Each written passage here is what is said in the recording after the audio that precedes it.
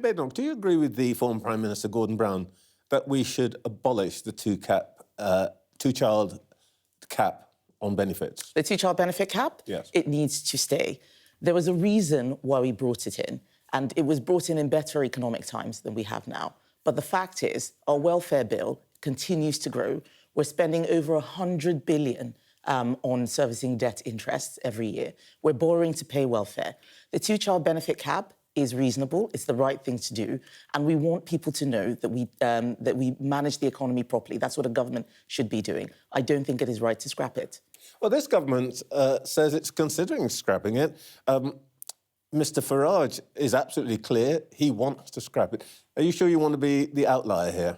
No, I'm going to tell the truth and be the person who is being honest with the public. We cannot afford to scrap it. People know that the two-child benefit cap is there for a good reason. And there are many people out there who will say, if you can't afford to have lots of children, then you shouldn't do so. You shouldn't have to rely on benefits to have your children. But we do have a humane system where we look after people, but the cap is it's 2 children. I think that is right, that is fair. Nigel Farage and Keir Starmer are just saying things to please people. They're not doing what is right. I am saying what is the right thing to do. It may not be popular, but it's absolutely the right thing to do. So is this an economic proposition, or is it for you a moral it's both. Position that you think it's irresponsible to have more children than you can afford? Everybody needs to live within their means. But what happens is that other people who decide that they can't afford to have children are paying for those who continue to have more and more children.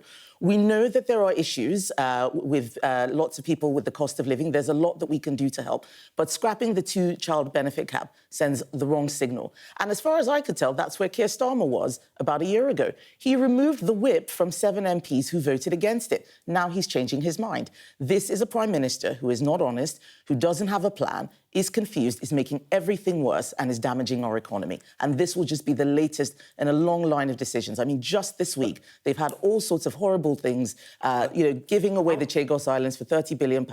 You look at what they've done to fishermen. You look at what's happened, the telling lies on immigration. This is not right. We will come to all of that, but I just want to get clear, because I think what you've just said is very interesting.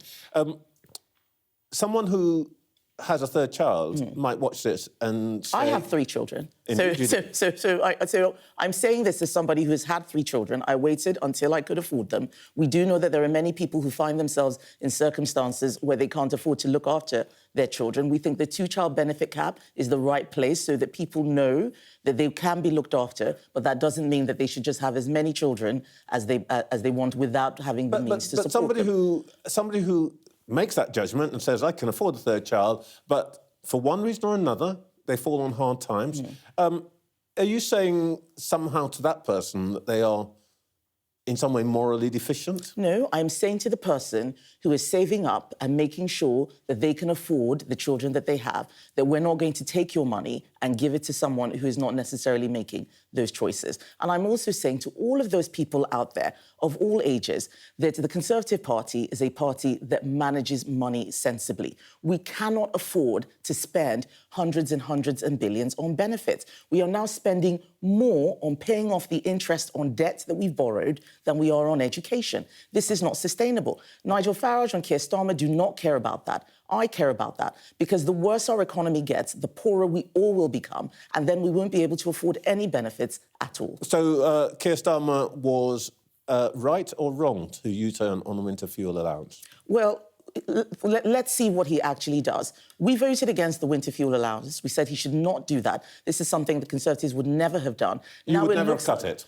Not the way that he did. Certainly not the way that he did. We kept that winter fuel allowance for 14 years. It was not in our manifesto. When we came in, Labour left us with pension and poverty. We did a lot of things like winter fuel and the triple lock to fix that. And what I have been voting in Parliament for is for him to restore the winter fuel allowance. Now, we can have... But you would restore it tomorrow if you were in government? That's what we've been voting for. That's what we've been voting for. We have had votes on this. Labour voted against this. We voted to restore the winter fuel allowance. Labour voted against it. Now they say they're thinking about U-turning it. But when? They don't know how much it will cost. They don't know when they're going to bring it in. Okay. They are not serious. They've been dishonest with the public. And that is what I said to Keir Starmer at the MPs on Wednesday. Be honest and be clear. Would you restore it for everybody, or would you means test it? Well, no, I've always said, Millionaires should not get the winter fuel payment. That is not right. But we shouldn't be taking it away from people who end up below the breadline after it's gone. So what we need is a system that can make sure that all of those people who do need it get it. How are you drawing where are you drawing the line? That's the sort of thing that we work out when an election comes. That's the sort of thing you work out when you're in government. You build the system. But we can show the direction of travel. The millionaires shouldn't be getting it. But right now, they did not need to do that. And the money that they've wasted, the money that they're spending on Chagos, the money they're wasting on asylum hotels because they haven't got a grip of the small boats crisis, all of that is costing more than the winter fuel allowance. So they're making people suffer while wasting money elsewhere. Are you bothered that Mr Farage says clearly, give it back to everybody? No, because Nigel Farage is someone who's going to say whatever it is he wants in order to get into power.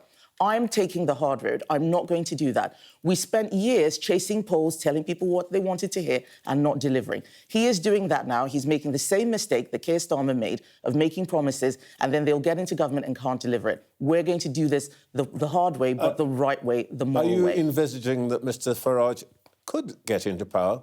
As you say, Mr Starmer made promises, got into power. Mr Farage is making promises. Could he get into power? Well, I hope not, because it would be very bad for this country. You've got to do better than hope, haven't you? Sorry? You've got to do better than hope. What I'm working on right now is to make sure that I get into power. That means rebuilding trust with the public and showing them that the Conservatives are the only credible alternative to a Labour government that is damaging the economy. All right. It's reported the government might lift a duty on schools to meet the requirements of a child's education, health and care plan. The EHCPs. The EHCPs, exactly.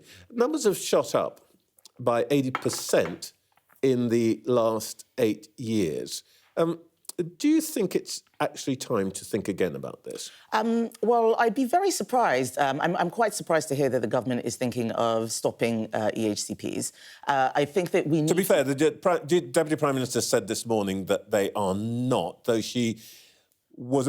they're looking at ways in which they can manage support, is the way she put it. Well, let's see what those proposals are. But we do know that there are a lot of children in our country who have special educational needs, and they should be looked after. This is one of the areas where I think that we need to spend a lot more time on. We have seen an increase in demand. We saw an increase in funding that did not, when we were in government, that did not meet that demand. And we need to look at what more we can do to support those families. As a constituency MP, I have a lot of families in my constituency where their children just need a lot of support. That's an area that needs more emphasis and more attention than scrapping the two-child benefit cap, which is absolutely not what we should be doing. It wasn't your personal responsibility, but do you feel in any way embarrassed that part of the legacy of your administration is that parents now say that the only way they can get support for children who've got special needs or are disabled is to claim an EHC or to get an EHCP? So we have seen an explosion in the number of children who need special educational needs support. That's what these EHCP plans do. A lot of schools also tell me that they are struggling to cope with the demand. So let's look at what's happening with school funding. But what we have seen is that Labour have put up national insurance on schools. They haven't compensated them. So this problem is likely to get worse. All of these things are wrapped up in funding. All of these things are wrapped up in how well our economy is doing. And what I'm saying is that our economy is not doing well under Labour. Inflation is increasing, and we're likely to see many of these problems get worse. Earlier this week, the Prime Minister joined with Mr Macron and Mr Carney in criticising Israel. Mr Netanyahu responded by accusing him of supporting murderers, rapists and baby killers. Was the Israeli leader right to say that? Well, I think the first thing to say on this issue is that if Hamas is praising your actions, you've probably done something wrong. Hamas is a terrorist group that is, making the lives of the people in Gaza, the Palestinians in Gaza. That's what Mr Netanyahu said. And are you agreeing with his language? So what I'm saying is that Israel is fighting a war where they want to get 58 hostages who have not been returned. That is what all of this is about. And they have said there won't be a ceasefire until they get their people back. What we need to make sure is that we're on the side that is going to eradicate Hamas. We need that to happen if we're ever going to get a two-state solution and end this war.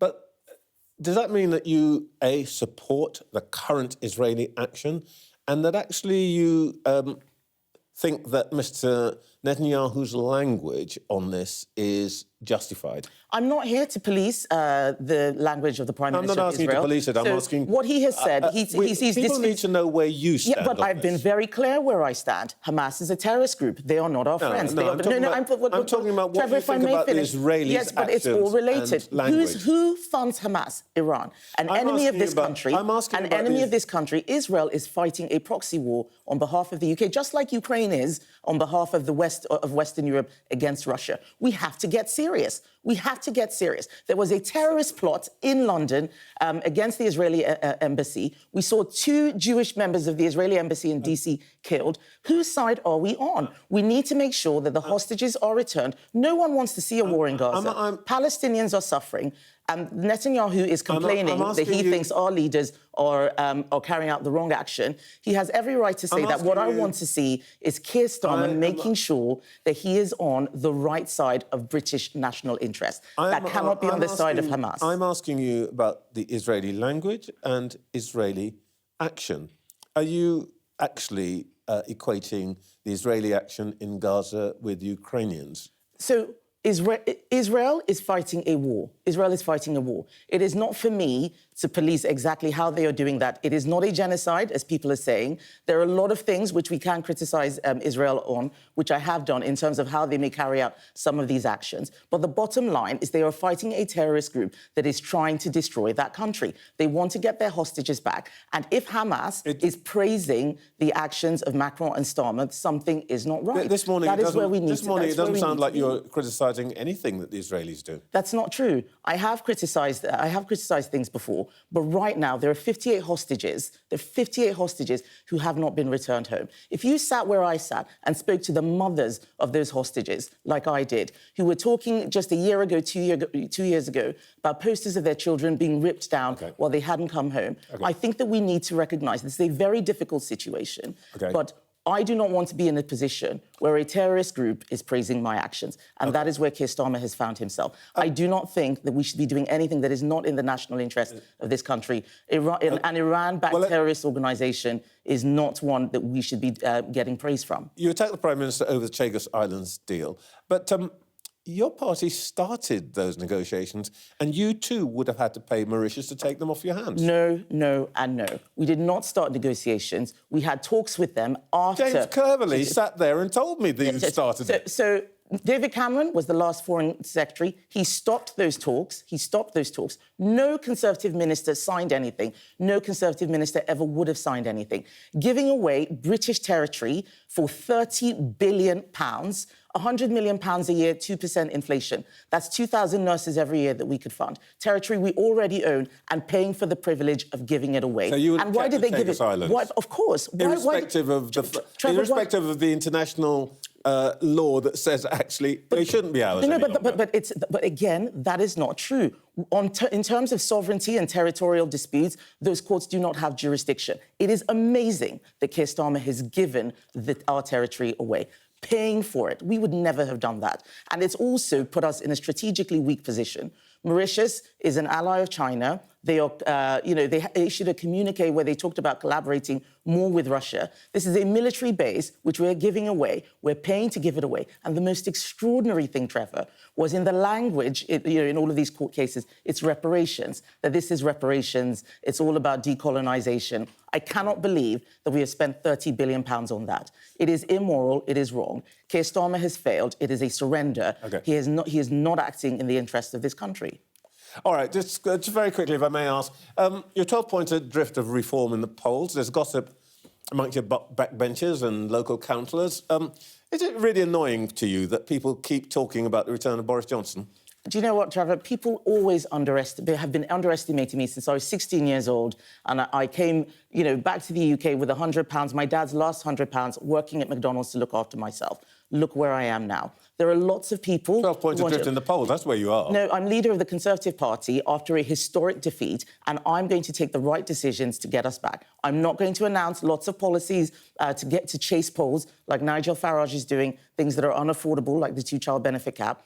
He is someone who is going to bankrupt our country if he ever gets into power. I do not want to see us bankrupt. But yes, I do acknowledge that people are angry, and that is why we need to rebuild trust with the public. Kemi Badenoch, thank you very much for your time this morning. Thank you, Trevor.